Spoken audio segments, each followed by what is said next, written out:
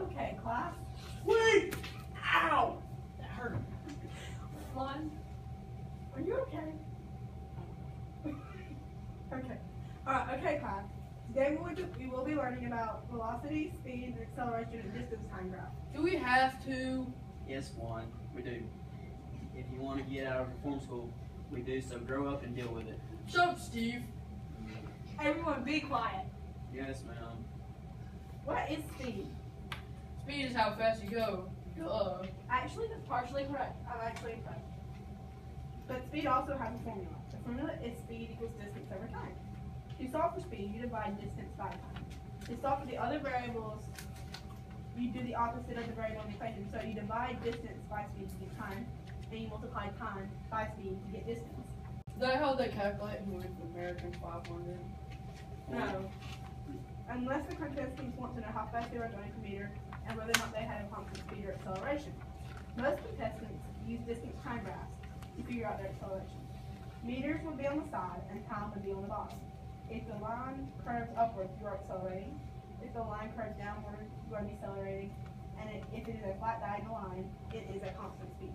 Then how do you know who wins the American 500? Why is life so complicated? Juan, be quiet before I don't even know anymore. Stop threatening Juan, Steve.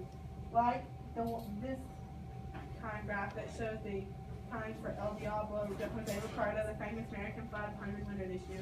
It's on my desk. The distance on the graph is always in meters, and the time is always in seconds. Sometimes it's in feet per second, but this one is in meters, and normally that's how it is.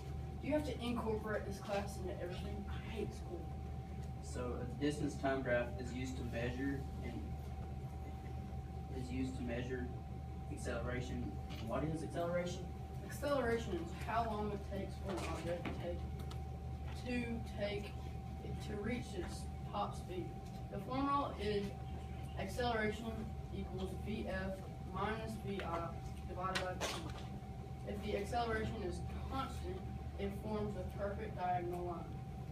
If they accelerate, the line curves upward. If they decelerate, the line curves downward. Vf means final velocity, which is ending velocity of the period of time you are measuring ending velocity. Vi means initial velocity, which is what the object's speed starts as in the period you are measuring. It could be 0 meters per second, or it could be 10 meters per second.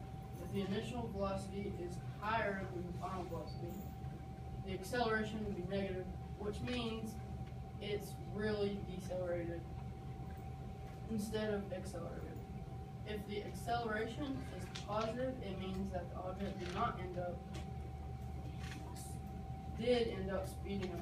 Its unit is meters per second squared. To solve for acceleration, you subtract the final velocity minus the initial velocity divided by time equals acceleration. And to solve for other variables for time, you divide the answer of Vf minus Vi divided by acceleration. To solve for Vf, you add Vi and multiply time. To solve for Vi, you subtract Vf and multiply time. That's completely wrong, Juan. That's actually right, Steve. I'm surprised you know that one. What is velocity? I don't know, I'm not a genius, I'm not smarter than you, but I'm just smarter than Steve. No, you're actually not. Because I know what velocity is.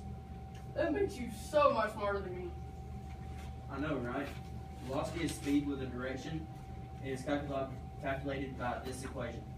V equals V over T, which is the same as speed and has the same unit of measurement as speed. It just has a direction. To calculate velocity, you use the same formula as speed.